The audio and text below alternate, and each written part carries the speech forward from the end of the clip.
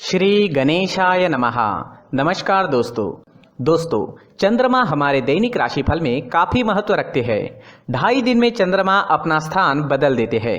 उस हिसाब से हम पर चंद्रमा का अच्छा या बुरा प्रभाव दिखता रहता है और उसी तरह से हमारा दिन भी गुजरता है। चलिए देखते हैं ये दिन आपके लिए कैसा रहेगा।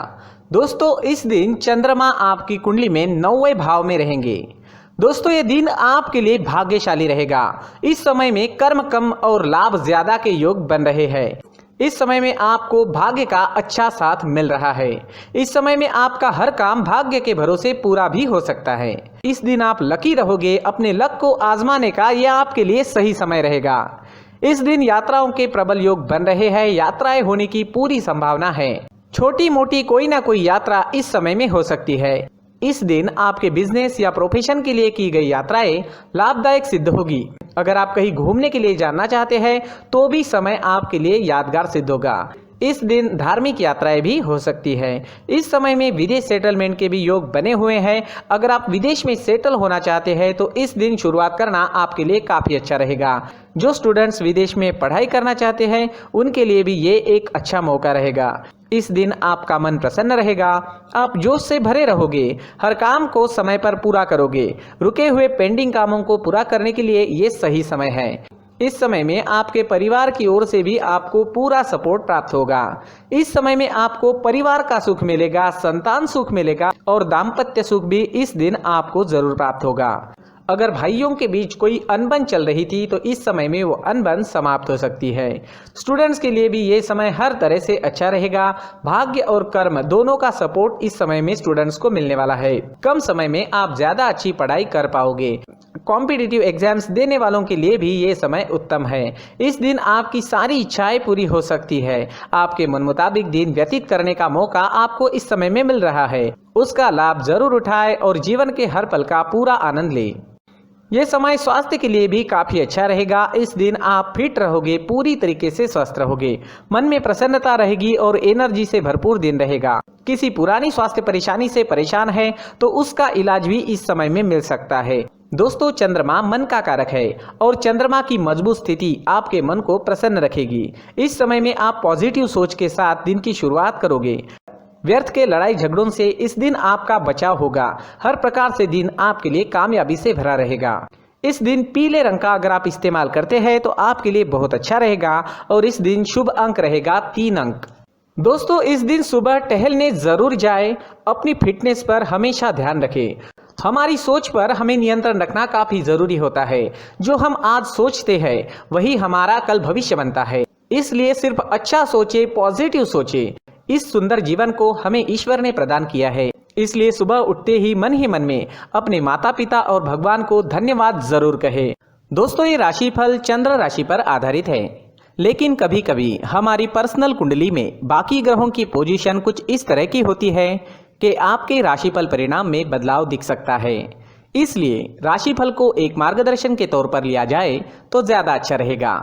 दोस्तों सभी राशि के लोगों के लिए जीवन में आगे बढ़ने के लिए कुछ जरूरी बातें वीडियो में आगे बताई गई है, तो वीडियो आगे जरूर देखें। नमस्कार दोस्तों, व्यक्ति को अपने जीवन में सफल होने के लिए मेहनत के साथ साथ भाग्य का साथ होना भी बहुत ही आवश्यक होता है। अगर व्यक्ति का भाग्य उसका साथ देता है तो कम मेहनत में ही अधिक सफलता प्राप्त होती है। परंतु कई बार ऐसा देखा गया है कि व्यक्ति के जीवन में कई ऐसी घटनाएं घटित होती है जिसकी वजह से उसको बहुत सारी परेशानियों का सामना करना पड़ता है और इस स्थिति में व्यक्ति को बिल्कुल भी समझ नहीं आता कि ऐसा क्यों हो रहा है। दरअसल आपके घर में ही कुछ ऐसी चीजें होती है जो हमारे भाग्य को प्रभावित करती है, हमारे जीवन को प्रभावित करती है और उन चीज़ों के आसपास होते हुए भी हमें वो चीज़ें नज़र नहीं आती। वह चीज़ें हमारे चारों तरफ एक अजीब सा घेरा बनाकर रखती है, परंतु हम उसको नहीं देख पाते। इन चीज़ों से हमारे घर में और हमारे जीवन में नकारात्मकता फैलती है, जिसकी वजह से हमें नुकसान उठाना पड़ता है, जिसकी वजह से हमें भारी नुकसान उठाना पड़ता है। हम पूरी तरह से कंगाल हो सकते हैं। हम सोचते हैं हमारे जीवन में हमारी ग्रोथ नहीं हो रही है, लेकिन हम इन चीज़ों पर ध्यान नहीं देते। तो दोस्तों इन चीज़ों पर ध्यान देना ज़रूरी है और वो चीज़ें अब मैं आपको बताने जा रहा हूँ। अगर आप कहीं बाहर से आते हैं और अपने जूते चप्पल इधर उधर कहीं भी उतार देते हैं तो ये अशुभ होता है, क्योंकि इधर उधर जूते चप्पल उतारने की आदत की वजह से आपको अपने जीवन में आगे बढ़ने में रुकावटें उत्पन्न होती है। इससे उन्नति में बाधा आती है। इसलिए आप अपने जूते चप्पलों को उनकी जगह पर ठीक प्रकार से रखें। दोस्तों, काफ़ी लोगों को इस तरह की आदत होती है, कहीं से भी बाहर से आते हैं कहीं भी जूते चप्पल फेंक देते हैं, कहीं पर भी उतार देते हैं।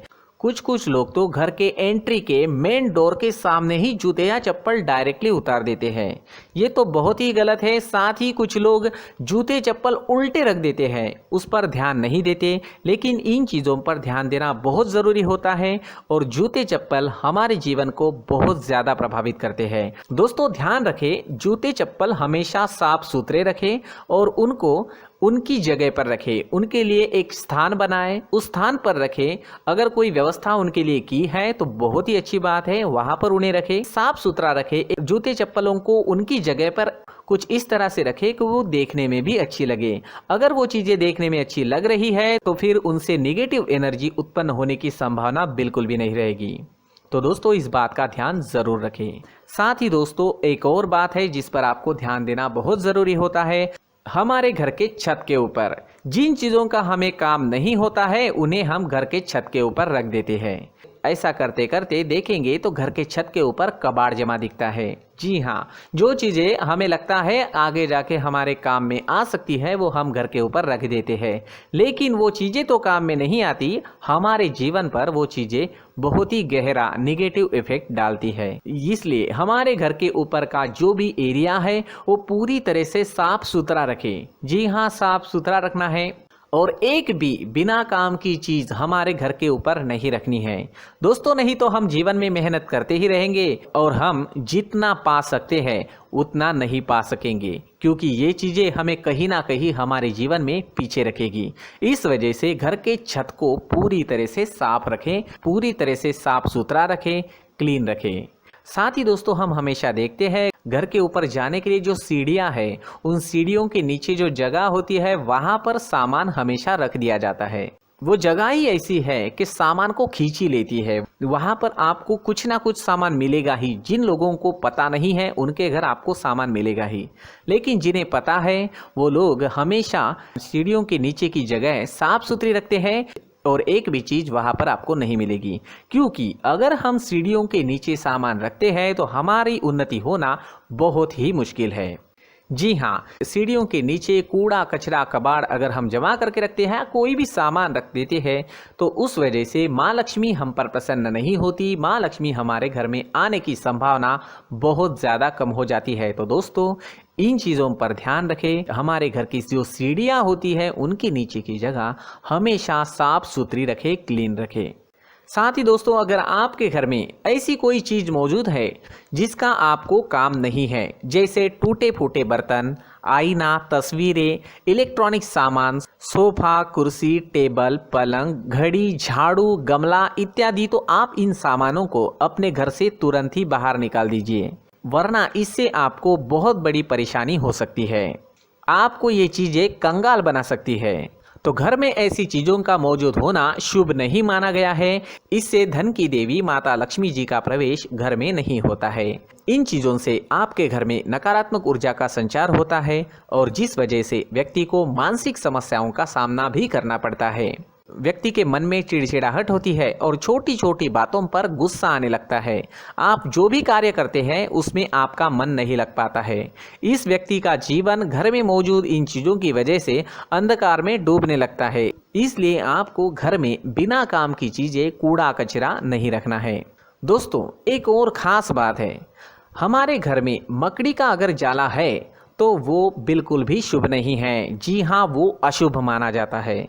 घर में मकड़ी का जाला होना अशुभ है। इससे आपके अच्छे दिन भी बुरे दिनों में बदल सकते हैं, क्योंकि मकड़ी अपना जाल शिकार को फंसाने के लिए बनाती है। और अगर आपके घर में मकड़ी का जाला है तो इससे घर में नकारात्मक ऊर्जा का प्रभाव अधिक बनता है और वास्तुशास्त्र के अनुसार इससे सकारात्मक ऊर्जा का नाश होना शुरू हो जाता है और घर में नकारात्मक ऊर्जा बहुत ज़्यादा बढ़ जाती है।